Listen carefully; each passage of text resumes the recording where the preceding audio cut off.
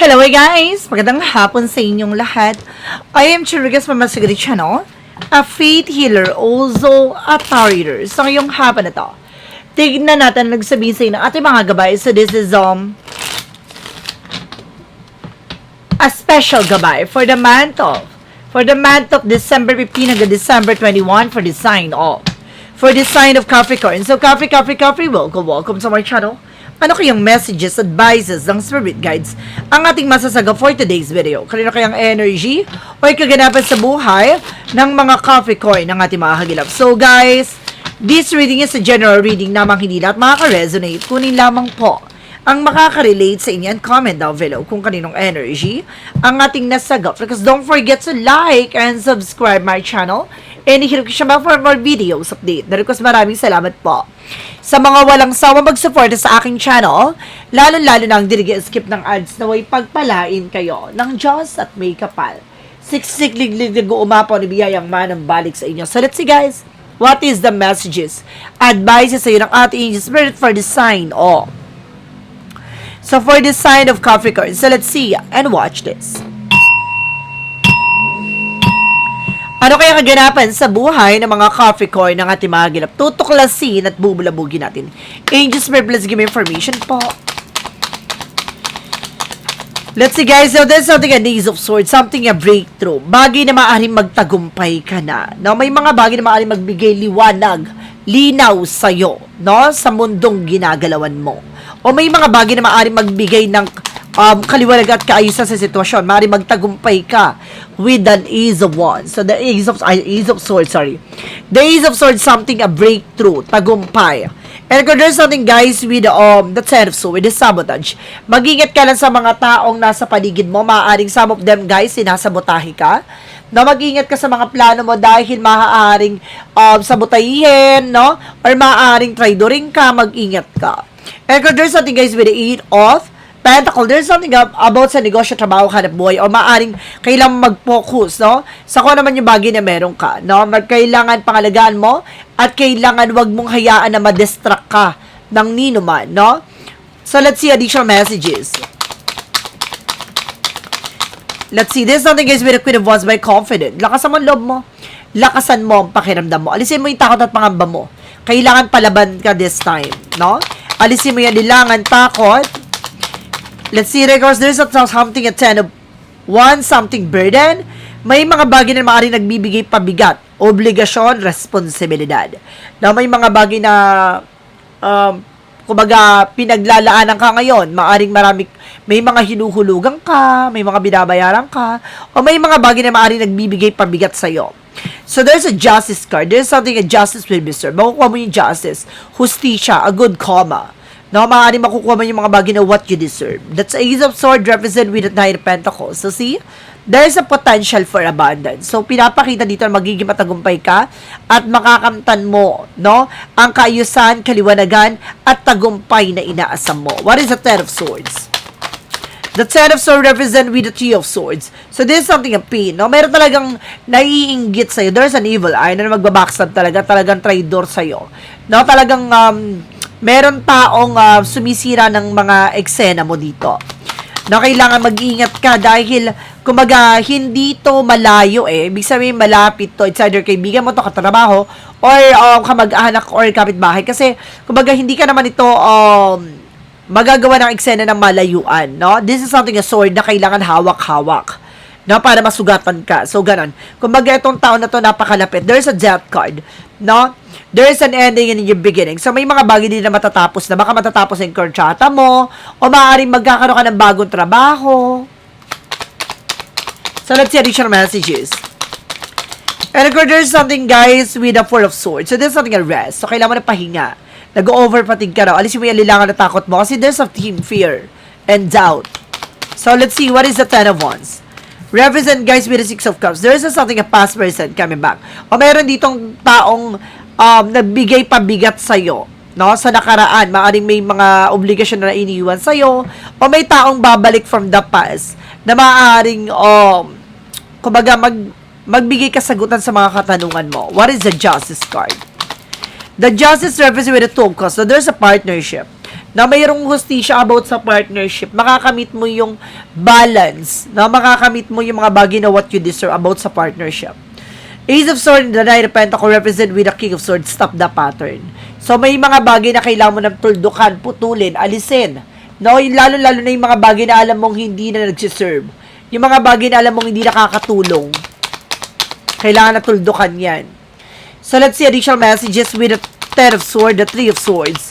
Represent guys with the Ten of Cups. Ibig sabihin nito, may inggit sa pamilya nyo, no? May naiinggit sa pamilya mo o mayroong inggit may inggit malapit sa inyo, kamag-anak nyo, ganon.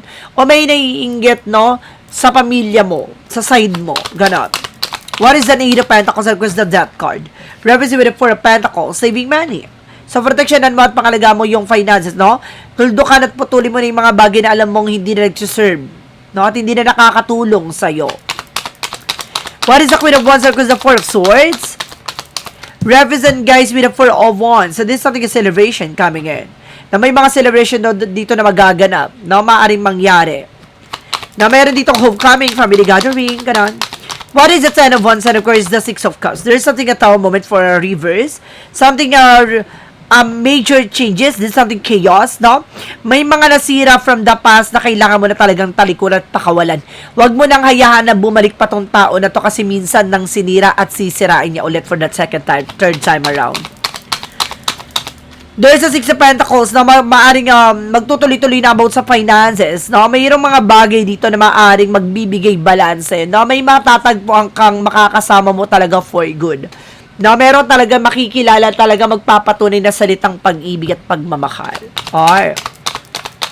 For the outcome, there's a chariot with an action movement. Magkakaroon ng changes and development sa situations mo. Unti-unti mo nang mararamdaman ng pagbabago.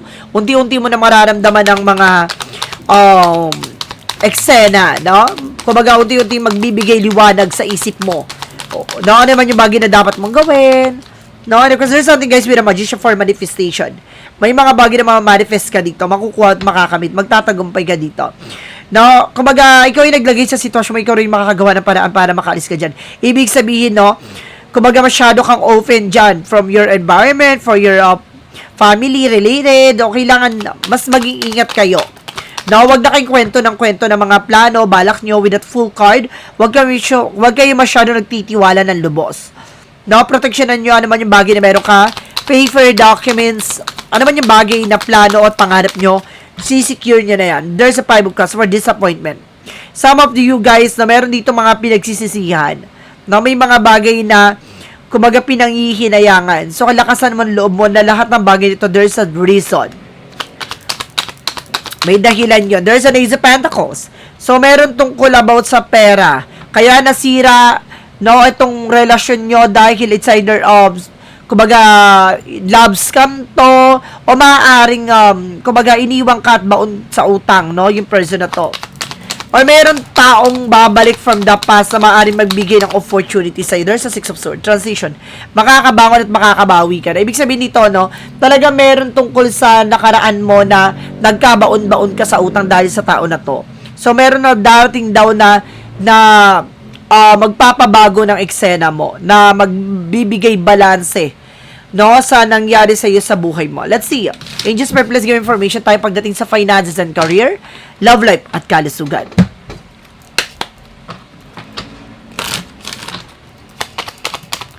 So, there's something, guys, with a star card for healing and recovery. Some of you guys, no, makaka-recover na talaga kayo.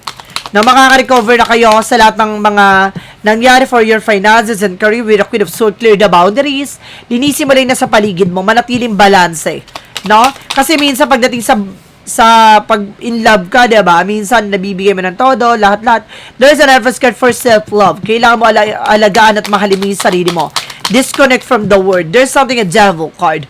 No? Parang meron kasi dito parang nasosobrahan na pag nagiging obsession, no, kasi nagiging paranoid din. So, kailangan mas mag-iingat kayo, no, kung paano nyo balansin ang inyong love life at career. This is something a devil card. Ibig sabihin, dito, may nasense ako dito na maaring mayroong sumasalbay sa inyo, kaya parang hindi kayo nakakabangon sa utang sa mga nangyayari sa inyo. Kumbaga, paulit-ulit yung ganun scenario. Kakatapos sila sa problema, another problema na naman. Kasi there's something a devil energy. Represent guys with a tools. So, kailangan nyo mag-decision at may mga decision pa kayo na nahihirapan kayong i-pursue. No? Yung ilaban. No? Dahil natatakot na ngangamba ka ganon. Now, pagdating sa love life, so there's something guys with the self, so with the sneakiness. Mag-ingat ka, no? There's a cheating lying on you. Pagdating sa buhay pag-ibig, mag-ingat ka, no? Dahil may taong babalik at may taong darating talaga sa buhay mo. No, mayroong bagong tao na magpapatibok sa pihikang puso mo. And there's a four of cups, mag-ingat ka lang dahil there's something confusion. Maaaring maguguluhan ka dito sa dati mong minahal, sa dati mo nakasama, o sa bagong darating. Ano pipiliin mo? No, kailangan mag-ingat ka sa pagpila. And there's a later ones, makakatanggap ka ng phone call, messages, and information, and there's a travel pa at the same time. There's a descent ka with a pure positive outcome. Maaaring magbigay kaliwanagan to. Na pagdating sa buhay pag-ibig mo, maaari magbigay ng klarado ano ba talaga, kung sino ba talaga yung para sa'yo. There's a night of ones for slow and steady. Huwag ka maging agresibo. No, slow and steady, getting to know each other. Hindi pa di sunggab ng sunggab. No, kilalanin mabuti or either, kailangan mo nang mas maging mautak this time. Pagdating naman tayo sa kalusugan mo, so there's something guys with a page of being curiosity. Kailangan mo rin tignan, no, at pagmasdan ng sarili mo kasi minsan lutang ka na, balisa ka dito. No, you're feeling stuck. No, you're depressed. And this is sabi na pwede kami ng harvest time, no? Kumbaga, kapag hindi mo inalagaan ng tama't wasto ang kalusugan mo, mag-feel ya, marami kang mararamdaman. There's a hermit card, the answer you need is here. So, binibigyan na nasagot lahat ng katanungan mo dito. At the same time, there's a page of wands, may magandang balita. Pagdating sa kalusugan mo, ibig sabihin, gagaang na pakiramdam mo, matutunan mo lang yung mga bagay na naging leksyon sa nakaraan mo. Iwasan mo na yung mga bagay na magbibigay stress, kalungkutan, takot, pangamba. May na-sense pa ako ditong palipad hangin with a high from that because of this devil energy. No, kaya ka lutang kasi may palipad hangin, no? Parang minsan para kang bloated, no? Lutang ka, hindi ka, minsan nagigising ka sa of nowhere, hindi ka makatulog pa, balisa ka, ganon. So, let's see. Additional messages tayo with the magic of fire messages advices tayo. So, nandito na tayo guys with the magic of fire messages advices for you. So, there's a spiritual teacher. Oh, kailangan mo talaga ng albularyo. Oh, spiritual teacher. Kailangan mo talaga ng albularyo tutulong sa'yo dito. And there's a winter season, no? Maaaring itong winter season na to, ito yung panahon, no? This is a gateway, no? To answer your question. What is the yin and yang oracle card? There's something in unity. May pagkakaisa talaga dito. There's a compassion. Pagdating sa mga bagay-bagay, talagang compassionate ka, diba? Talagang gusto mo yung ginagawa mo. Talagang gusto mo yung pagmamahal na yan, hindi talaga matatawaran.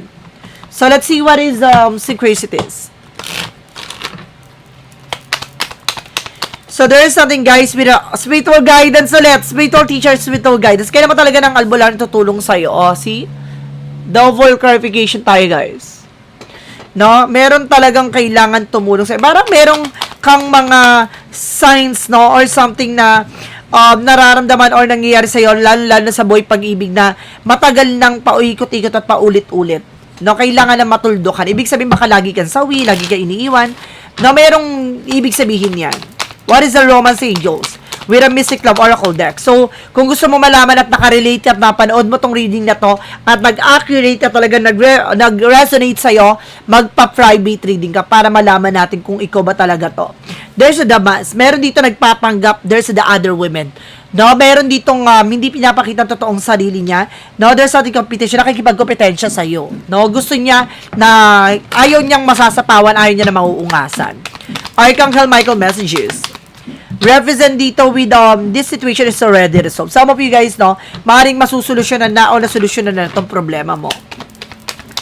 Now, there's something, guys, with judge that you will judge. Now, wag mo kasganin yung isang bagay nang hindi mo palubos na kilala o nauunawaan yung mga bagay na nangyari sa buhay mo. Ibig sabihin dito, no, kumbaga, wag mo masyadong pangunahan, no, yung mga nangyayari sa buhay mo, bagkos hanapan mo ng solusyon. What is the Money Bomb Oracle deck? There's a home base. Sabi ka na ba, may tungkol about sa inyong tahanan eh. No, kailangan nyo mag-cleanse ng tahanan nyo, kailangan nyo protection sa tahanan nyo. Kasi parang sinisira nito para hindi kayo maging masaya, hindi mabuo yung pamilya mo, o para hindi ka magkaroon ng happy family. And there's a 2020 with a compassion. This is a confirmation that your assumption and belief are correct. It's also an encourage you to use your talent and gift because they will benefit the world around you. Your packet be of the service to others, your potential is enormous. Talagang, kumbaga, meron kang kakayahan at meron kang katangian no? Na para magtagumpay, kailangan mo lang talaga i-boost tong confident na to, lakasan ang loob mo, nasa tamang direksyon ka at tama ang hinala mo. May mga nararamdaman ka talaga dito na maaaring tumutugma sa nangyayari sa'yo. So, ibig sabihin ito, there is a possible na kailangan mo ng guidance na malaman mo kung paano mo matutulukan lahat ng eksena na to. There is something, guys, with defensive. See, kailangan mong proteksyonan ang iyong sarili. Na may mga bagay din na kailangan mong tanggapin. Na may mga bagay na kailangan mong alamin. What is the clarifier for a life situation? Clarifying for a life situation is something a love potion. Oh, ibig sabihin nito, no, love potion, the way na parang, kumbaga, nandun ka sa punto na pag nagmamahal ka, biglang nagbabago. Diba? Pag nagmamahal ka, nandun na kayo sa eksena na kalagitang relasyon nyo, biglang magbabago siya, ma-out of love, tapos bigla siya magloloko, something like that. Kasi merong iginawa sa yung sumpa para lahat ng mga mamahalin mo, iiwang ka. Kaya ayaw niya talaga maging masaya ka. Kaya pala there's a home base, so, talagang tinatarget na ayaw nito magkakaroon ka ng buong pamilya na masaya. Alam nyo guys, ang gumagawa nito kung hindi mo to ka mag-anak sa kapitbahay mo to. And there's a flame of passion. Let the flame of passion light your way, but the mindful of the fire the way ignite in your journey. Talagang pinapakita dito, no? There's something of flames na kailangan mo talagang maranasan at pagdaanan bago ibigay sa'yo talaga yung para sa'yo. Diba, kailangan mo tong kumbaga mapagdaanan, maramdaman, matutunan, no, kailangan mo lang mas maging maingat na sa mga bagay na papasukin mo. Baka mapasok ka. From what lies beneath the future. There's a toxic. Ibig sabihin, napapalibutan ka ng toxic. Kung hindi to toxic environment, toxic family. Sad to say sorry. Diba? There's a toxic from a path of the light represent what? Oh my God, kinaklarify talaga, guys. No, kaya pala kailangan mo ng dalawang beses na clarify na kailangan mo ng albularyo dito dahil talagang hindi ka magiging maganda ang tatagal to, magiging decades pa to. No, kung hindi mo tutuldukan. No, there's, see? Kailangan mo ng protections. Diba? Kailangan mo ng protection dito na puprotekta sa buhay at sitwasyon mo. No, hindi lang sa tahanan na kailangan mo ng protection, pati sa buhay mo at sa situations mo. There's a yes or no pick a card. Alamin natin yung magiging sagot sa tanong mo. Let's watch this. So guys, kung bago ka sa channel ko, ang yes or no pick a card, pwede ka magtanong. Isang tanong, isang sagot. Mag-iisip ka ng tanong, pipili ka na magiging sagot within 1, 2, or 3. Then of course, kapag nakapili ka, please comment down below. So guys, don't forget to subscribe my second channel ha, na Maestra Ganda, Psychic Tarot. So guys, subscribe nyo rin ako dyan para updated kayo sa mga eksena natin. And of course, makipollow na rin ako sa aking FB page, Free Healer Maestra Ganda, para updated kayo sa mga videos ko. Let's see, for a yes or no, pick a card. Let's start with the number 1. There is a no. Storm 2, violent shelter needed. No, wag mong, kumbaga, wag mo ipagpilitan yung sarili mo sa isang bagay na alam mong hindi ka safe, no? Umalis ka sa isang sitwasyon na to, alam mong magulo, alam mong bagay na kailangan mo nang umalis dyan, na alam mong hindi ka magugulo, umalis ka. Now, this is something a no with the number 2. Obstacle 2, large, seek another way. Gumawa ka ng ibang paraan. No, wag kang magstay sa isang sitwasyon na alam mong wala namang wala namang kahihinatnan. So, there's a no-no. Talagang pinapakita na kailangan mo nang makaalis dyan, no, sa sitwasyon na yan. Wag mong hayaan na tumagal pa yan. Wag mong hayaan na kainin ka ng panahon at, no, ng mga nakaraan. So, bagay na kailangan mo na talagang tapusin at tuldukan. Number 3, there is a yes. Safety ahead, navigate towards security. So, sinasabi dito, no, mas magiging safe ka na, mas magiging secure ka na dito, at matutupad mo na naman yung bagay na iyong ninanais. Mas mataas at mas magiging, kumbaga, ligtas ka, no, sa mga mangyayari na sa buhay mo. So, guys, this is something, special gabay, no, for the month of December 15 hanggang December 21 for the sign of Capricorn. So, Capri, maraming salamat po for this wonderful reading. So, once again, this reading is a general reading namang hindi lahat makaka-resonate. Kunin lamang po ang makaka-relate sa inyo and comment down below kung kaninong energy ang ating nasagap. Because don't forget to like and subscribe my channel and hirap ko siya for more videos update. Then of course, maraming salamat po sa mga walang sawang pag-support sa aking channel, lalo-lalo na ang di nag-skip ng ads. And of course, pakisubscribe na po ang aking second channel para updated kayo sa mga videos ko. And of course, follow niyo ako sa aking FB page. Maraming salamat po. Na-miss niyo ba ako? Please comment down below. And see you in the next video. Bye-bye. And babush.